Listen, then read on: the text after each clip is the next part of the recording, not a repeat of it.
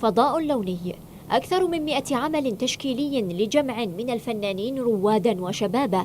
تعددت الأهداف الموسومة من هذه اللوحات، والإسقاطات الفكرية لكل شخص هي من تقرأ الغاية والمبتغى وراء النتاجات الفنية المنتشرة.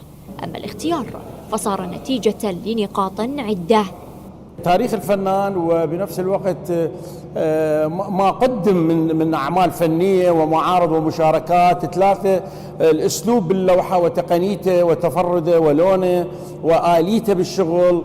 العراق يتربع على عرش الفن التشكيلي، فهو يقدم مدرسة إبداعية متجددة للعالم أجمع، فالوقوف بالمعرض بين اللوحات كافي لذلك الإحساس الممزوج بالانبهار والاعتزاز لبراعة صنعت بحرفية عالية. من شفنا التجارب وهي ناضجة وتخاطب عن تقدم خطاب جمالي معاصر. هذا الكم الهائل هو عبارة عن تظاهرة كبيرة وأنطت مداياتها الجميلة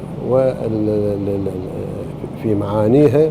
ترسيخ حضور الفن بوصفه لغة إنسانية بإمكانه تعزيز قيم الحوار بين المجتمع أجمع، وهو نافذة تفتح ووسيلة تتشكل للتعبير عن الواقع.